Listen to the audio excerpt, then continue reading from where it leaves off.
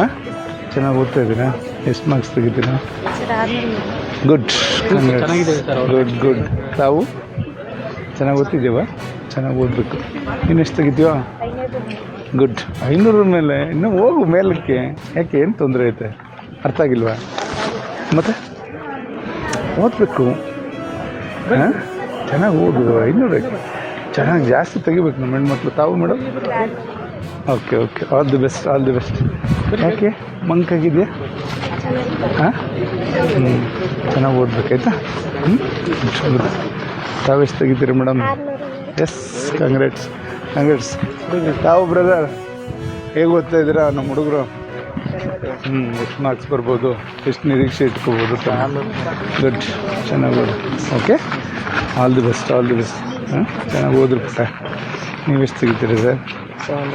ಹಾಂ, ಜಾಸ್ತಿ ತೆಗಿ. ಏಕೆ? ಅಲ್ಲ, ಓದಬೇಕು. ಈಗ ಓದೋ ಸಮಯ, ಬೇರೆ ಯಾವುದು ನೀವು ಕಾನ್ಸಂಟ್ರೇಟ್ ಮಾಡಬೇಡ. ಚೆನ್ನಾಗಿ ಓದಬೇಕು ಆಯಿತಾ? Good bye. ತಾವು ಬಸ್?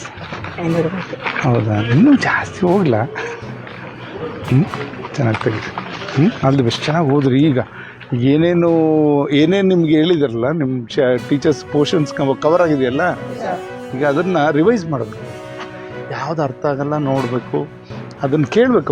ಅವ್ರನ್ನ ಪ್ರಶ್ನೆ ಕೇಳಿ, ಇದು ಅರ್ಥ ಆಗದೆ ಇದ್ದರೆ ಅದನ್ನು ಹೆಂಗೆ, ಮ್ಯಾಥಮೆಟಿಕ್ಸ್ ಇರ್ಬೋದು, ನಿಮಗೆ ಟಫ್ ಬರೋದೇ ಮ್ಯಾಥಮೆಟಿಕ್ಸು, ಸೈನ್ಸು, ಕೆಲವ್ರಿಗೆ ಇಂಗ್ಲೀಷು. ಅದರಲ್ಲಿ ಹೇಗೆ ನೀವು ಸಾಲ್ವೇಷನ್ ಹೆಂಗೆ ಅಂತ ಅವ್ರನ್ನ ಕುಂಡಿಸ್ಕೊಂಡ್ರೆ ಹೇಳ್ಕೊಡ್ತಾರೆ. ಟೀಚರ್ಸನ್ನು ಹೇಳ್ಕೊಡ್ತಾರೆ. ಅಲ್ಲ ಯಾರು ಬೇಡ ಅಂತಾರೆ? ಏನಿಲ್ಲ ತಾನೆ? ಸರಿ, ಮತ್ತು ಹಂಗಿದ್ರೆ ಬಿ ಓರು ಅವ್ರಿಗೆ ಹೇಳ್ತಾರೆ, ಡೈರೆಕ್ಷನ್ಸ್ ಕೊಡ್ತಾರೆ. ಚೆನ್ನಾಗಿ ಓದಬೇಕು. All the best, all the best ಪುಟ. ಚೆನ್ನಾಗಿ ಓದಬೇಕು. ತಾವೆಷ್ಟು ತೆಗಿತೀರಾ ಸರ್? 500+. ಗುಡ್, ಓದಿ. ಆಲ್ ದಿ ಬೆಸ್ಟ್ ಪುಟ. ಚೆನ್ನಾಗಿ ಹೋದ್ರು. ಏನು ಸಮಾಚಾರ? ಏನು ತಮ್ಮ ಹೆಸರು? ಹೇಗೆ ಓದ್ತಾ ಇದ್ದೀರಾ? ಅರ್ಥ ಆಗುತ್ತಾ ಇಲ್ಲ ಹೇಳೋದು? ಟೀಚರ್ಸ್ ಹೇಳೋದು ಅರ್ಥ ಆಗುತ್ತಾ ಫಸ್ಟ್ ನೋಡ್ಕೋಬೇಕು. ಕೂತ್ಕೊಂಡು ಅಲ್ಲಿ ಕಾನ್ಸಂಟ್ರೇಷನಲ್ಲಿ ಕೊಟ್ಟರೆ ನಿಮಗೆ ಒಳ್ಳೆಯದಾಗುತ್ತೆ. ಆಲ್ ದಿ ಬೆಸ್ಟ್ ಪುಟ. ಚೆನ್ನಾಗಿ ಹೋದ್ರಿ ಮಕ್ಕಳ. Bye bye. ಇಲ್ಲೇ ಇರ್ತೀನಿ. ಉದಾಹರಣೆಗೆ ಹೇಳ್ತೀನಿ ನಾನು. ಬ್ರಿಟಿಷರು ಈ ದೇಶನ ಲೂಟಿ ಮಾಡಿ,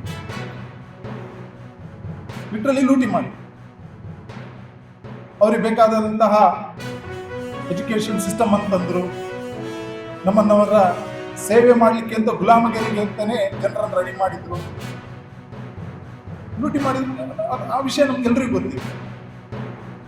ಅದಕ್ಕಿಂತ ಸ್ವಲ್ಪ ವರ್ಷಗಳ ಹಿಂದೆ ಮುಘಲರು ಅಥವಾ ಮಹಮ್ಮದ್ ಗೋರಿ ಗಜ್ನಿ ಅಂತವರು ಈ ದೇಶದ ಮೇಲೆ ಆಕ್ರಮಣ ಮಾಡಿದ್ರು. ನಮ್ಮ ದೇವಸ್ಥಾನಗಳನ್ನ, ಸೋಮನಾಥ ಅಂತ ದೇವಸ್ಥಾನಗಳನ್ನ ಲೂಟಿ ಮಾಡಿದ್ರು. ನಲಂದದಂತ ವಿಶ್ವವಿದ್ಯಾನಿಲಯಗಳನ್ನ ಬೆಂಕಿ ಹಚ್ಚಿದ್ರು. ಅದೆಷ್ಟೋ ಜ್ಞಾನ ಭಂಡಾರ ನಾಶ ಆಗೈತಿ. ಎಲ್ಲ ವಿಷಯಗಳು ನಮ್ಗೆ ಗೊತ್ತಿದೆ. ಆದರೆ ಆ ಎಲ್ಲ ಕಾಲದಲ್ಲಿ ಜನಸಾಮಾನ್ಯರು ಏನ್ ಮಾಡ್ತಾ ಇದ್ರು? ಸೋಮನಾಥ ದೇವಾಲಯನ ಒಡಿ ಮಾಡಿ ತಗೊಂಡೋಗ್ಬೇಕಾದ್ರೆ ಜನಸಾಮಾನ್ಯರು ನಿಂತು, ಅವ್ರು ಯಾರು ಎಷ್ಟು ಜನ ಲೂಟಿಗೋರು ಬಂದಿದ್ರಲ್ಲ, ಅದಕ್ಕಿಂತ 100 ಪಟ್ಟು ಜನ ಅದನ್ನ ನಿಂತು ನೋಡ್ತಾ ಇದ್ರ. ಅವ್ರು ಒಬ್ರು ಒಂದೊಂದು ಕಲ್ಲು ತೆಗೆದು ಹೊಡೆದಿದ್ರು ಕೂಡ ಆ ಲೂಟಿಕೋರರು ಸತ್ತೋಗ್ತಾ ಇದ್ರು, ಬಿಟ್ಟು ಓಡೋಗ್ತಾ ಇದ್ರು. ಜನಸಾಮಾನ್ಯರಿಗೆ ಕನೆಕ್ಟೆಡ್ ಅಂತ ಅನಿಸ್ಲಿಲ್ಲ. ಈ ದೇವಸ್ಥಾನವನ್ನು ರಕ್ಷಣೆ ಮಾಡೋದು, ಈ ಜನರನ್ನ ರಕ್ಷಣೆ ಮಾಡೋದು, ಈ ಸಂಪತ್ತನ್ನ ರಕ್ಷಣೆ ಮಾಡೋದು ನನ್ನ ಜವಾಬ್ದಾರಿಯಿಂದ ಅಲ್ಲೇ ಬದಿಯಲ್ಲಿ ಗದ್ದೆ ಉಳ್ತಾ ಇದ್ದ ಅಂತ ಒಬ್ಬ ರೈತರಿಗೆ ಅನಿಸ್ಲಿಲ್ಲ. ಅದು ಇನ್ನೊಬ್ಬ ಚಮಾರನಿಗೆ ಅನಿಸ್ಲಿಲ್ಲ. ಯಾರೋ ಹೋರಾಟ ಮಾಡಿದವ್ರು ಯಾರೋ ಒಂದಷ್ಟು ಜನ. ಅಂದ್ರೆ ಕಾಮನ್ ಮ್ಯಾನ್ ನ ಚಿಂತನೆ ಅವತ್ತು ಹಾಗೆ ಇದೆ. ಇವತ್ತು ಬದಲಾಗಿದೆಯಾ? ಬದಲಾಗಬೇಕಾಗಿದೆ. ಹಿರಿಯರಾಗ್ಲೇ ಹೇಳಿದ ಹಾಗೆ ಮುಂದಿನ ದಿನಗಳು ಬಹಳ ಘನಘೋರ ಆಗ್ಲಿಕ್ಕಿದೆ.